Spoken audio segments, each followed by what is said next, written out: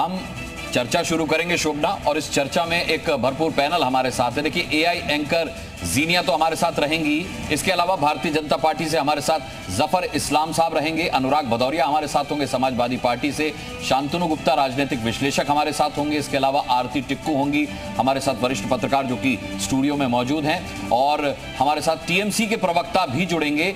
अब सबसे पहले रुख किए लेते हैं हम जफर इस्लाम साहब का। जफर इस्लाम साहब, लगभग पूरे विपक्ष ने एग्जिट पोल्स को खारिज कर दिया है और इसे सरकारी पोल का नाम दे रहे हैं, इसे मोदी का पोल बता रहे हैं, मानने को तैयार नहीं है, क्योंकि उनका पहले ही दावा है कि 295 से ज्यादा सीटें इस बार इंडिया गठबंधन की आ रही हैं।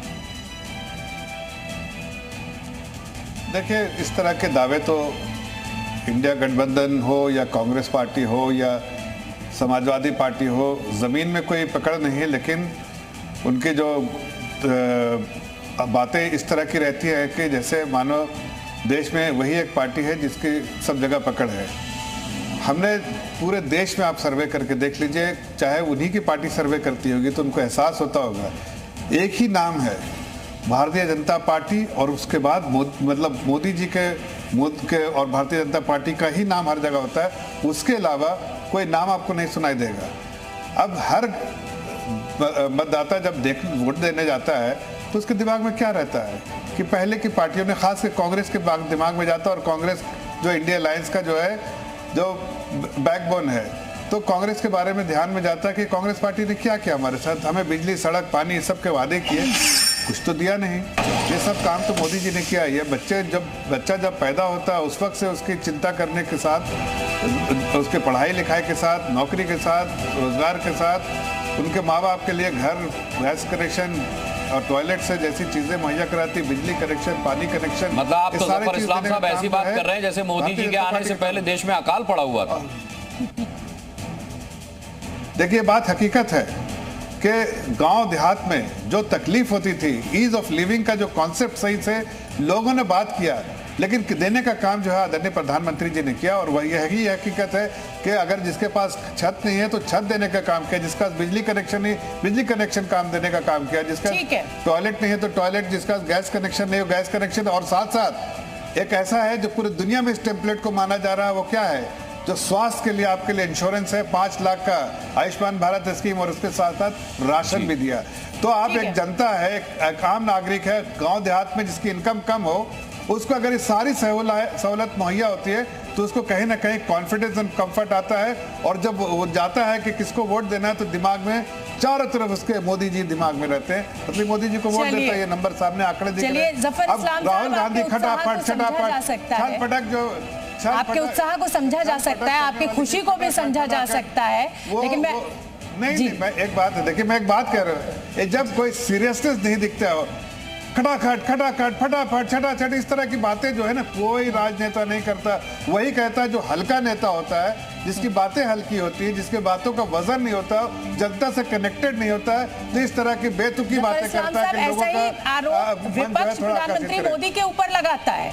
बिल्कुल यही आरोप, हल्केपन का, कुछ भी कह देने का, कैसे भी बयान देने का आरोप विपक्ष लगाता रहा है प्रधानमंत्री नरेंद्र मोदी के ऊपर, और कई उनके बयान इस तरीके के वायरल करता रहा है। तो ये समझा जा सकता है कि राजनीतिक दल एक दूसरे के लीडर को जो है वो कम आंकते हैं। बोल दीजिए ना शोभना, मंगलसूत्र मुजरा, हाँ, मतलब उस तरह के बयान। लेकिन जफर इस्लाम साहब, बड़ी खबर इस समय की बता दें, कुछ देर में आने वाला है पहला आंकड़ा।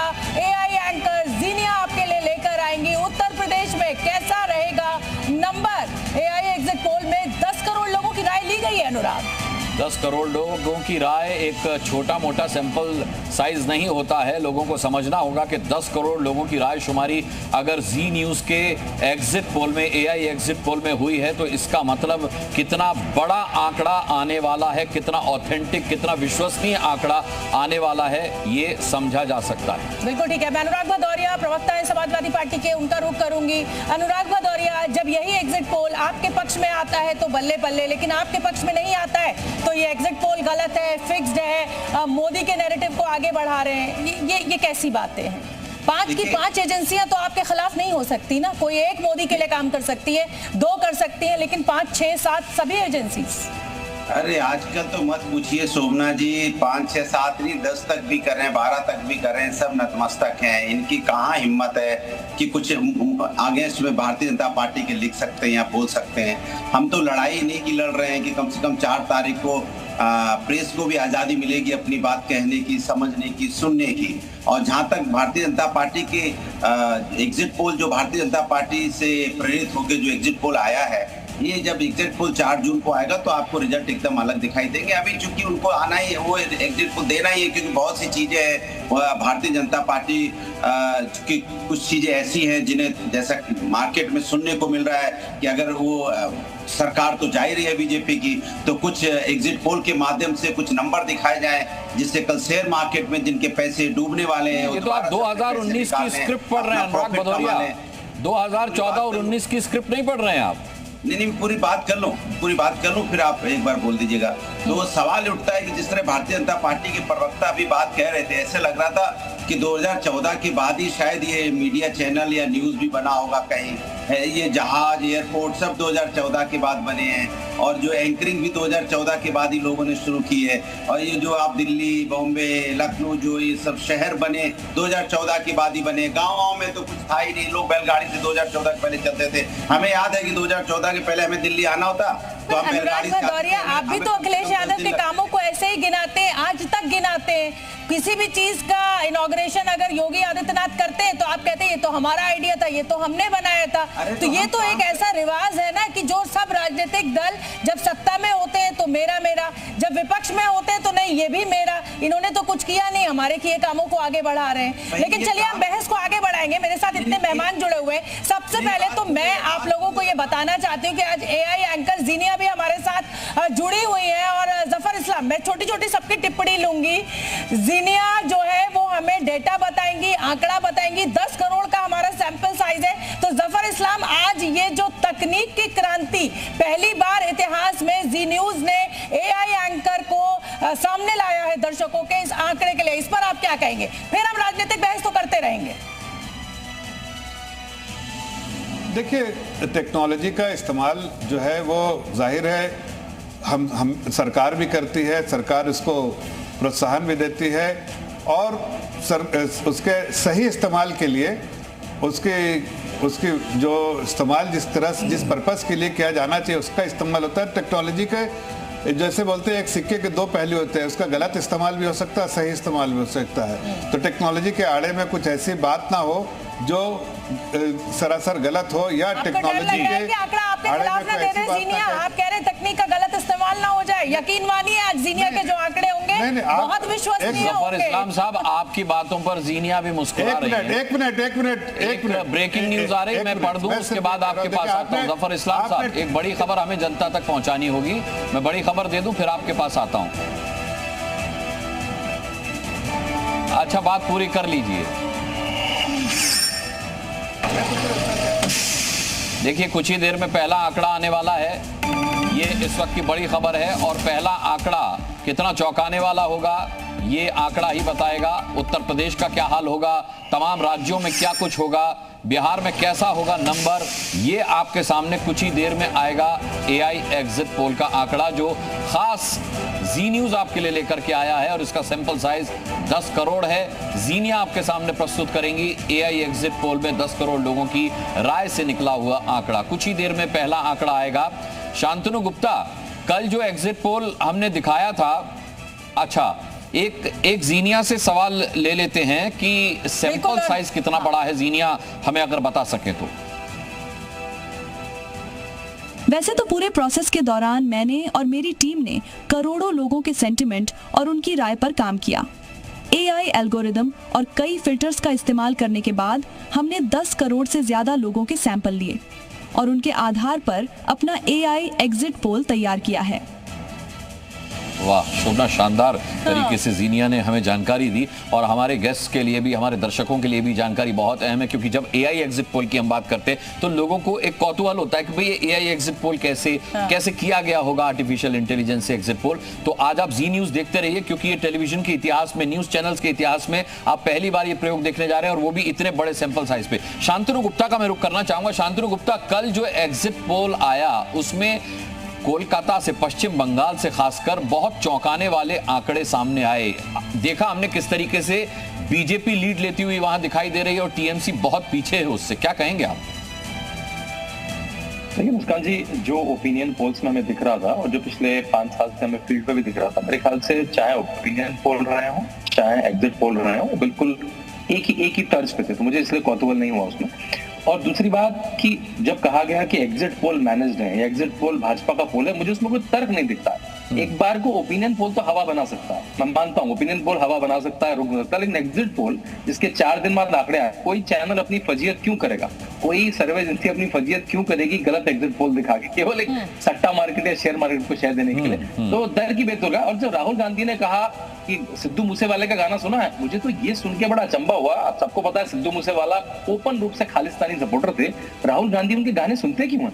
राहुल गांधी क्या खालिस्तानी परंपरा में पल रहे हैं, उनकी वो सोच है और वो गाने सुन के, तो वो मुझे सुन के बड़ा अचरज हुआ, इतना बड़ा नेता खालिस्तानी विचारों से होता है। शांतनु प्लीज, किसी का हाँ, मैं वही कहने वाला था कि मत कीजिए, क्योंकि वो इस समय अब इस दुनिया में नहीं है, उनके माता पिता हैं, बहन भाई हैं, उनका परिवार है, बहुत उनको बुरा महसूस हुआ होगा जब आपकी वो बातें सुनेंगे। तो मुझे लगता है कि वो किसके सपोर्टर थे, किसके नहीं, ये सरकार पर छोड़ देंगे, सरकार को एक्शन लेना चाहिए। उनके गानों पे था, उनके गाने सुन लीजिए आप, उनके गाने नहीं, हम क्यों सुनेंगे उनके गाने, हमारा मन करेगा तो हम सुनेंगे भी, लेकिन राहुल गांधी का ये निजी इंटरेस्ट है कि वो किसके गाने सुनते, यानी इसका एग्जिट पोल के नतीजों से क्या लेना देना? पाकिस्तानी सिंगर्स को हम अपने देश में नहीं बुलाते, नहीं सुनवाते क्या? आबिदा परवीन को हमने सुनना बंद कर दिया है क्या? हमने इतने तमाम जो पाकिस्तानी, अफगानी, देश आज भी आतिफ असलम को सुनता है, गुलाम अली को सुनता है, जो खालिस्तान के सपोर्ट में गाए जाते हैं, ये बात पता लग गया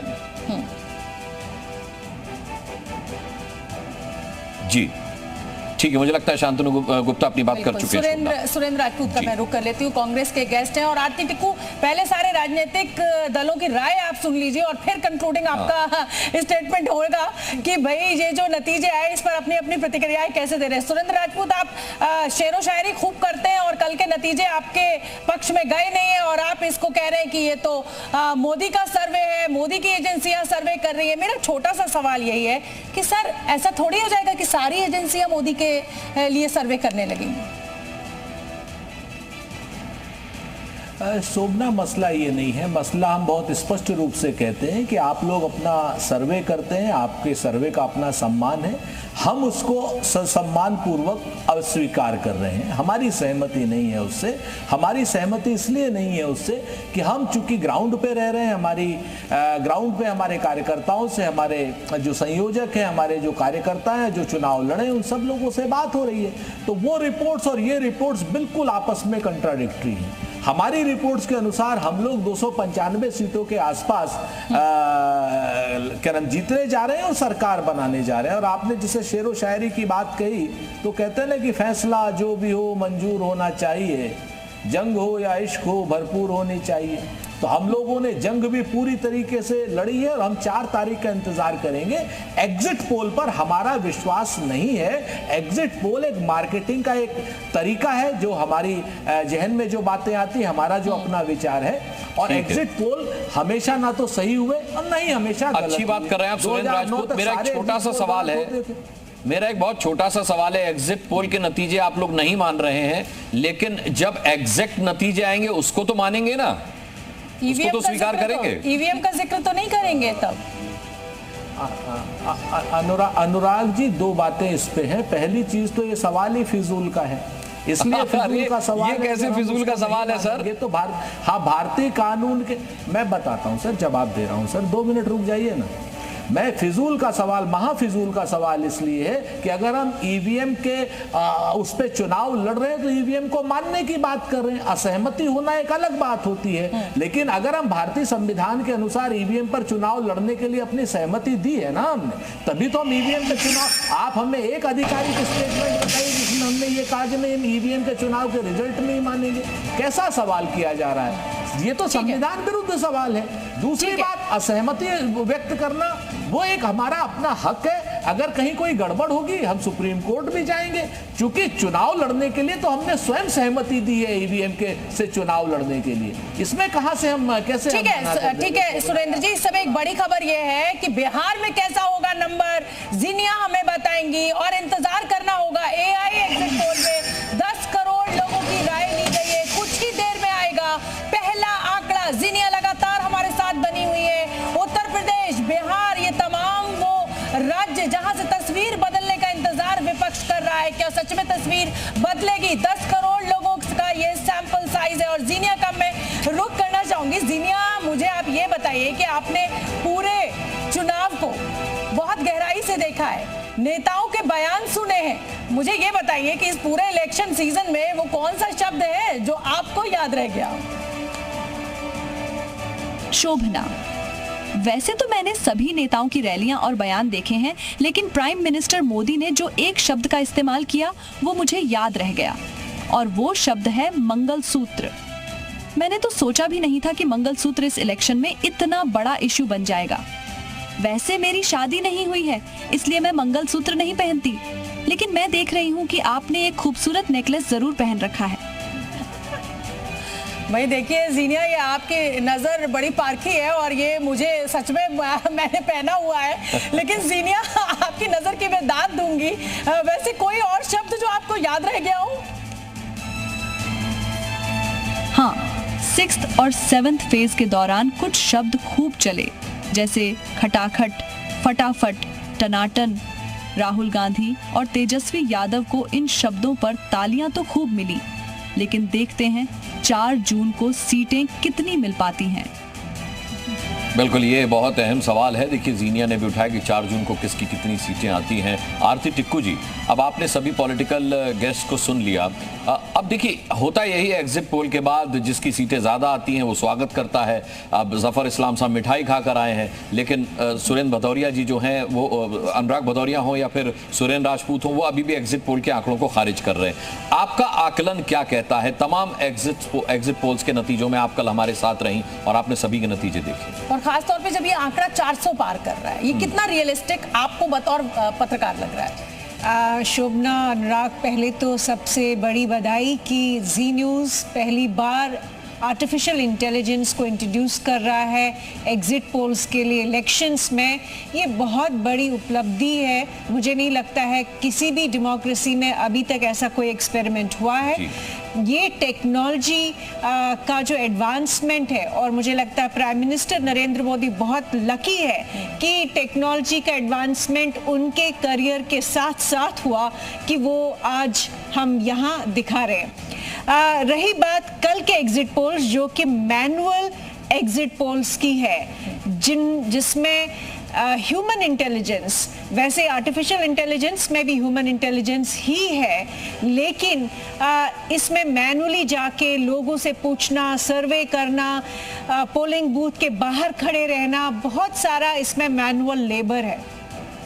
और अगर सारे के सारे एग्जिट पोल्स देखे जाए, इनफैक्ट पहले कई बार होता था, शुरू में जब एग्जिट पोल की टेक्नोलॉजी ही कहिए जब आई, तो काफ़ी वेरिएशन होता था। कुछ एग्जिट पोल्स दिखाते थे कि सरकार गिर रही है, कुछ दिखाते थे कि सरकार वापस आ रही है, लेकिन ओवर टाइम हमने देखा कि एग्जिट पोल्स भी बेहतर हो रहे हैं। इनफैक्ट कंसिस्टेंसी लगातार आ रही है। वो ह्यूमन कोई भी आप ऑर्गेनाइजेशन लीजिए, कोई भी स्किल लीजिए, वो धीरे धीरे इम्प्रूव करता है। और एग्जिट पोल्स जो हमने कल देखे, ह्यूमन लेबर जिसमें लगा है, वहाँ हमने एक कंसिस्टेंसी देखी कि सारे एग्जिट पोल्स एक डायरेक्शन में है, कोई कॉन्ट्रडिक्शन नहीं था किसी भी एग्जिट पोल में, बहुत अंतर नहीं देखा। हाँ, इसलिए मुझे लगता है कि नेट आउटकम जो है, हम यही कह सकते हैं कि बीजेपी भारी बहुमत से वापस आएगी, एनडीए बहुमत से वापस आएगी, इनफैक्ट पहले से बेहतर करेगी, वो मेरा मानना है। तो ये वरिष्ठ पत्रकार आरती टिक्कू का भी मानना है कि बीजेपी का प्रदर्शन, एनडीए का प्रदर्शन पहले से बेहतरीन होगा। लेकिन मैं आपको बता दूं कि आज जी न्यूज़ ने बड़ी तैयारी की है। जीनिया तो हमारे साथ है ही है, मेरे सहयोगी प्रत्यूष एक बड़ी खबर हमें बताना चाहते हैं। Over to you Pratyush. देखिए, बड़ी खबर थोड़ी देर में आएगी। पश्चिम बंगाल का डेटा हमारे सामने आएगा, जो कि हमारे साथ हमारी नई सहयोगी एआई एंकर जीनिया के मार्फत आएगी कुछ देर में। पश्चिम बंगाल में एग्जिट पोल, एआई एंकर ने जो एग्जिट पोल किया है वो डेटा क्या होगा? 10 करोड़, सबसे बड़ा सैंपल है अब तक के टेलीविजन इतिहास का, और उसके आधार पर ये एग्जिट पोल के नंबर्स आपके सामने होंगे। पूरे 542 सीटों पर किया गया ये एग्जिट पोल आपके सामने होगा, लेकिन हम स्टेट वाइज बताएंगे कि किस राज्य में किसको कितनी सीटें मिलने का अनुमान है। तो थोड़ी देर में आपके सामने हम पश्चिम बंगाल की पूरी तस्वीर रखेंगे। बहुत बहुत धन्यवाद आपका प्रत्युष। और मुझे लगता है कि वाजपेयी साहब अभी रह गए हैं अनुराग, और उनका रुख करना चाहिए। बिल्कुल, एके वाजपेयी साहब, कहीं ऐसा तो नहीं है कि सभी एग्जिट पोल के नतीजे जो हैं वो बेहद नेक टू नेक हैं और यही सबसे बड़ी वजह बन रही है कि इंडिया गठबंधन इसे खारिज कर रहा है, क्योंकि उसे लग रहा है कि कोई एक आध नतीजा तो उसके पक्ष में आया होता। उनका ऐसा भरोसा है कि 295 पार कर रहे हैं। पहले तो जी न्यूज़ को साधुवाद, और ये जो आपने एआई पोल किया है इसके रिजल्ट भी आने वाले, तो मेरे को लगता है शायद आपका चैनल पहला बन गया है एआई के माध्यम से सर्वे करने वाला। जी बिल्कुल। दूसरा बात, जहाँ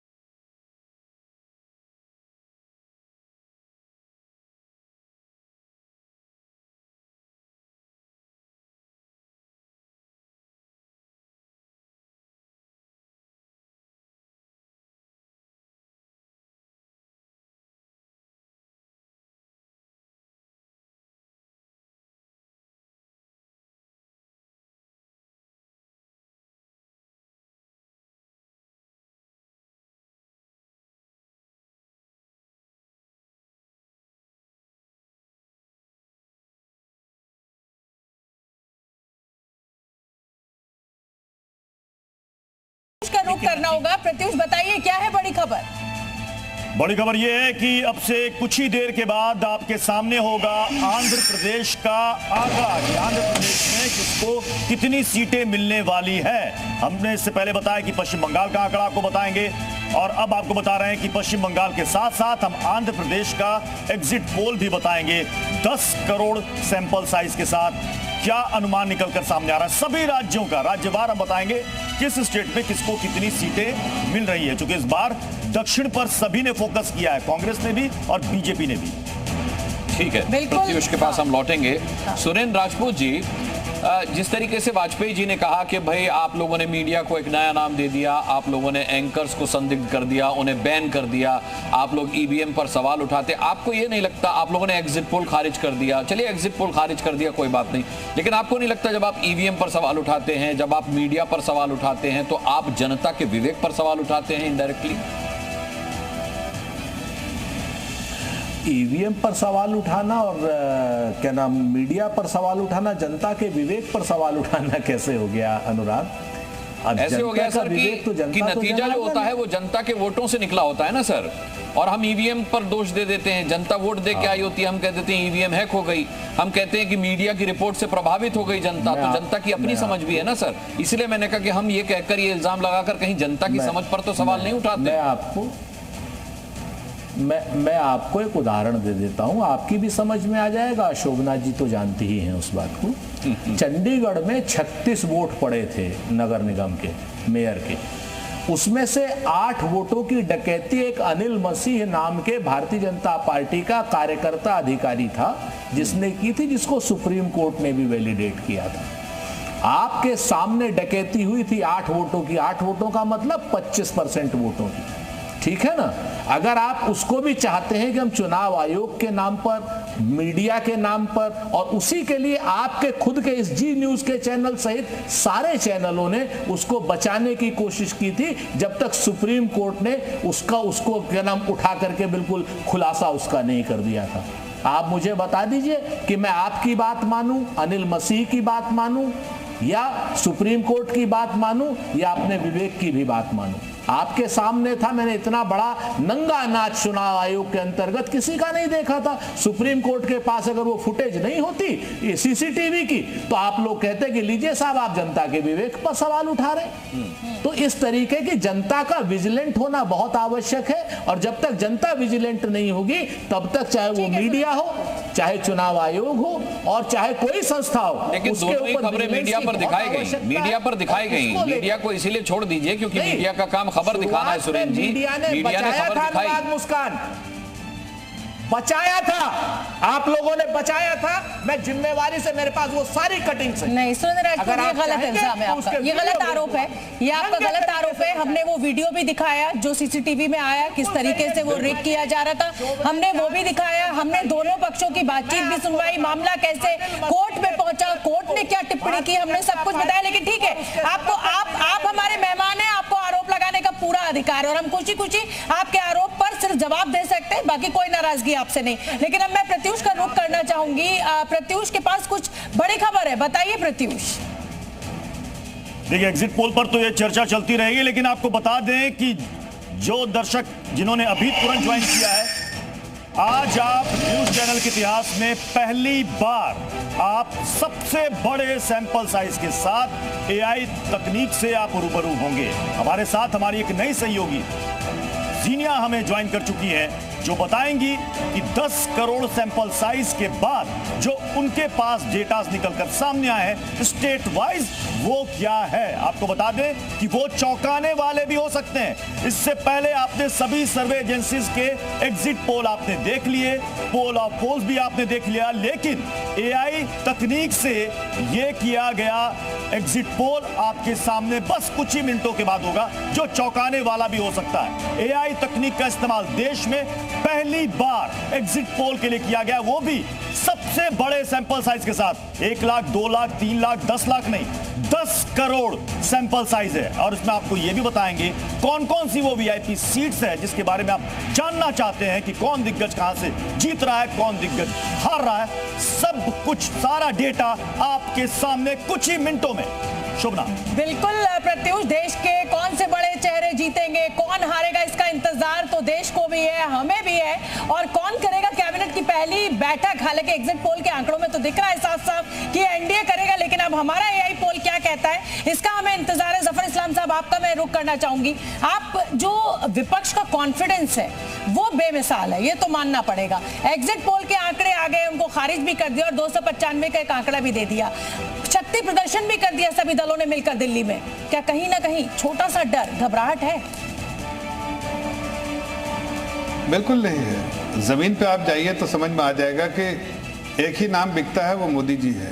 लोगों के दिलों में राज करते हैं मोदी जी, लोगों का विश्वास प्राप्त किया मोदी जी ने, लोगों का आशीर्वाद प्राप्त किया मोदी जी ने।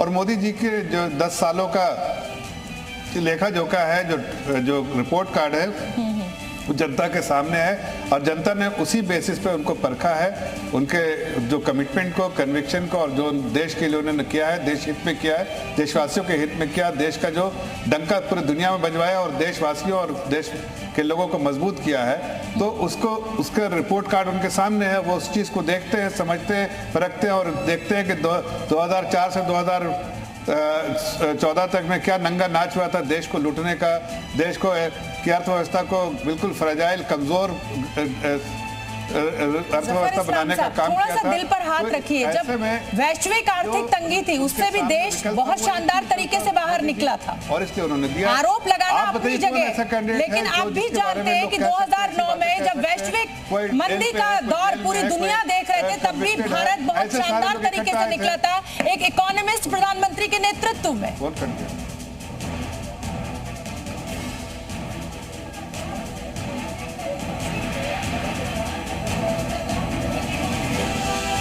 जफर इस्लाम साहब, ये बात बिल्कुल सही नहीं है। आप थोड़ा जब अर्थशास्त्रों के बारे में बात करते हैं, इकोनॉमिक्स की बात करते हैं, तो उस वक्त आंकड़े देखिए, किस बेसिस पे आपने स्टेटमेंट दे दिया। आप जब आप इस तरह की बातें कहते हैं तो उसके बेसिस तो बताइए। आपके मैक्रोस खराब, आपके सारे जो मैक्रो स्टेबिलिटी नहीं, आपके पॉलिसी पैरालिसिस, आपके बैंकों में एनपीएस, आप किस बेसिस पे कह रहे हैं? एक्सपोर्ट कम हो रहा है, आपका हर चीज तो खराब है, फिजिकल डेफिसिट बढ़ रहा है, इन्फ्लेशन खराब है, आपके हाई फ्रीक्वेंसी डेटा खराब है, किस बेसिस पे? मतलब समझ में नहीं आ रहा, खाली कहने को कह दिया। उधार आपके दौर में बढ़ गया है 55 लाख करोड़ से। चलिए, लेकिन ठीक है, ये अच्छी बात है, देश आगे बढ़ रहा है। सभी गेस्ट दो बार बोल चुके हैं, हमारी जीनिया जो है उससे अब सवाल करना बनता है, क्योंकि देखिए हमारे साथ जीनिया भी हैं। तो जीनिया, मैं आपका रुख करता हूं और मैं आपसे पूछना चाहता हूं कि आपने देखा कि भाई 7 चरणों के चुनाव के दौरान जो इतना लंबा चौड़ा चुनाव प्रचार चला, उसमें तमाम नेताओं के तमाम बयान भी जो है वायरल हुए। उनमें से मैं आपसे पूछना चाहता हूं कि कौन सा एक ऐसा बयान है जो आपको हजम नहीं हुआ, यानी कि आपको लगा कि अरे ये तो थोड़ा ज्यादा हो गया? अनुराग, इस इलेक्शन में तो तमाम बयान वायरल हुए, लेकिन समाजवादी पार्टी के प्रेसिडेंट अखिलेश यादव ने एक रैली में कहा कि उत्तर प्रदेश की 80 में से 79 सीटें बीजेपी हार जाएगी। फिर बाद में कहा कि क्योटो की जो एक सीट बीजेपी जीत सकती है वो भी हार जाएगी। उनका ये बयान मेरे गले से नीचे नहीं उतरा। बिल्कुल, देखिए अनुराग भदौरिया जी, ये अखिलेश यादव का ये बयान जीनिया के गले से नीचे भी नहीं उतरा, उसे भी हजम नहीं हुआ। आप इस पर क्या कहना चाहेंगे? देखिए, बीजेपी के प्रवक्ता के मैं जवाब दे दूं। सबसे पहले ये कह रहे थे इस देश के अंदर में 10 साल के अंदर में आपने 1.5 लाख करोड़ कर्जा देश पे लाद दिया, और आप कह रहे हैं आपने बहुत अच्छा काम किया। कोरोना काल में कैसे लोगों की लाशें, कैसे बिना ऑक्सीजन के लोग तड़प तड़प के मर गए, आपको याद है? यहाँ पे लॉकडाउन आपने लगाया, आपकी सारी ट्रेनें, सारे यहाँ बसेस खड़ी रही और लोग पैदल चल चल के मर गए। आपने नोटबंदी की, उसमें लाइन लगा के लोगों की मौतें हो गई। और आपने धरना सेठों का कितना यहाँ पे 14 से 15 लाख करोड़ भट्टे खाते में डाल दिया। अब किसान का तो आप कर्जा माफ नहीं कर पाए। कमाल की बात करते हैं, क्या आपने किया? आज की डेट में अगर महंगाई चरम सीमा पे है और आप कहते हो कि हमने बहुत कुछ यहाँ पे 10 सालों में इतना हमने विकास काम किया। 10 सालों में आपके कारनामे, 10 सालों में आपने जो तकलीफ, जो दर्द जनता को दिया है, उसी का हिसाब तो 4 तारीख को आपको मिलेगा। फिर परेशान क्यों हो? फिर हवा पेट में क्यों भर रहे हो? बार बार एग्जिट पोल पे क्यों इतरा रहे हो? जो एग्जिट पोल आपके माध्यम से आए हुए हैं, जो डर के हमारे सारे एग्जिट पोल आपके द्वारा ये बनाए गए, आपने तो पहले से ही बना के रखे थे, खाली इंतजार कर रहे थे 1 तारीख का। जैसे 6 बजेगा वैसे आप अनाउंस कर देंगे एग्जिट पोल। कौन सा नया आपने बनाया, जरा बता दीजिए, हम आपसे पूछना चाहते हैं। इसके पहले भी तो एग्जिट पोल आपने दिए थे, पश्चिम बंगाल का याद है कैसे धारा सही हो गया था? तो हमने पोल ऑफ पोल्स दिखाया। अनुराग भदौरिया, मैं आपको यहाँ साफ करना चाहती हूँ कि एजेंसीज हैं और वो इस पर काम करती हैं, मीडिया इस पर काम नहीं करता है। किसी भी चैनल ने एग्जिट पोल नहीं किया है। ये एजेंसीज हैं जिनके साथ मीडिया साथ आकर, चैनल साथ आकर उनके आंकड़ों को हम दिखाते हैं। ये कैसे हो सकता है कि सबके आंकड़े एक जैसे ही हैं? सबके आंकड़े में 10-5 का ही अंतर है। ये कैसे हो सकता है? ये कैसे हो सकता है? सुन लीजिए, मेरी बात हो जाने दीजिए पूरी। चलिए, एग्जिट पोल के नतीजे आप खारिज कर रहे हैं। अनुराग भदौरिया, जीनिया के सवाल का जवाब भी आपने नहीं दिया, लेकिन एक जवाब जरूर देते जाइए, एक जवाब जरूर देते जाइए कि जिस दिन नतीजे आएंगे 4 जून को, उनको तो मानेंगे ना आप? 4 जून वाले नतीजे तो स्वीकार करेंगे। हो जाए ना प्रभु, मेरी बात पूरी हो जाए। मैंने कहा ये कैसे हो सकता है कि 25 सीटें राजस्थान में 33 सीटें जिता दी जा रही हैं? ये कैसे हो सकता है कि मैं तो एग्जिट पोल की बात ही नहीं कर रहा मालिक। अनुराग भदौरिया, मैं तो एग्जिट पोल की बात ही नहीं कर रहा। मैं तो ये कह रहा हूँ 4 जून के नतीजे तो स्वीकार्य होंगे आपको। हरियाणा में 10 सीटों में 16 सीटें जिता दे रहे हैं, 10 सीटें। चलिए, मतलब आपने खारिज कर दिया। मेरे साथ वरिष्ठ पत्रकार अनंत विजय भी आऊंगे। अनुराग भदौरिया, वरिष्ठ पत्रकार अनंत विजय जी भी मेरे साथ मौजूद है। और अनंत जी, सबसे पहले तो आप ये बताइए कि आपको जीनिया कैसी लगी, ये प्रयोग कैसा लगा आपको? पहली बार टीवी के इतिहास में हम एग्जिट पोल एआई की तकनीक से करने जा रहे हैं। 10 करोड़ का हमारा सैंपल साइज है। ये तो मेरा आपसे पहला सवाल हो गया। और दूसरा सवाल यही है कि ये जो एग्जिट पोल है और जो विपक्षी दल जिस कॉन्फिडेंस के साथ इसको डिनाई कर रहे हैं, मना कर रहे हैं, उस पर आपकी क्या प्रतिक्रिया है?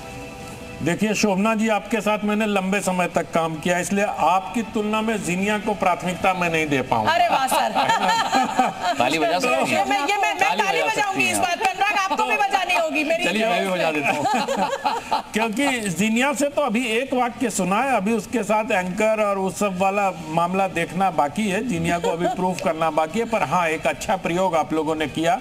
और ये जब मैं आज अपने अखबार दैनिक जागरण में विज्ञापन देखा आप लोगों के इसका, तो मैं भी चौंका कि एआई से वो होगा। तो एक दर्शकों को आप लोगों ने चौंकाया जरूर है ये प्रयोग करके। अब वो जीनिया पे डिपेंड करता है कि वो दर्शकों को कितना अपने साथ जोड़ पाती है। लेकिन जब मैं अभी एग्जिट पोल को देख के विपक्ष के नेताओं को सुनता हूं अनुराग जी, तो मुझे लगता है कि एक साहित्य में बड़े व्यंग्यकार थे, उन्होंने लिखा था कि कुछ लोग शावर में नहाते हुए बारिश पर कविता लिखते हैं। तो मतलब अरे ठीक है भाई, आपको नहीं पसंद आ रहा है, आप उसके उस पे करो, लेकिन इस तरह से एक साइंटिफिक, और ये वर्ल्ड वाइड एक्सेप्टेड नॉर्म है, इसमें कभी गलतियां होती हैं और जो एजेंसीज करती हैं वो ये मान के चलती हैं, अनाउंस करती हैं। वो खरगे साहब की तरह बगैर ट्रांसपेरेंट हुए नहीं कह देती मेरा फिगर 295 है, इसके मेथोडोलॉजी क्या है, इसको कैसे किया गया है, ये कुछ नहीं बताया उन्होंने। मेरा कैसे पता आनंद विजय जी कि वो ट्रांसपेरेंट नहीं है? नहीं, क्योंकि मैं तो ट्रांसपेरेंसी सार्वजनिक जीवन में तो आपको सार्वजनिक करना होता है। अगर ट्रांसपेरेंसी को सार्वजनिक जीवन में आप हमारे सामने नहीं बताओगे कि आपकी मेथोडोलॉजी क्या है, जितने भी सर्वे आप देख लीजिए क्रॉस द चैनल, वो सब लोग बता रहे हैं आपका सैंपल साइज क्या है, आपकी मेथोडोलॉजी क्या है, आपने कितने भाषाओं के लोगों के साथ बात की, किन क्षेत्रों में बात की।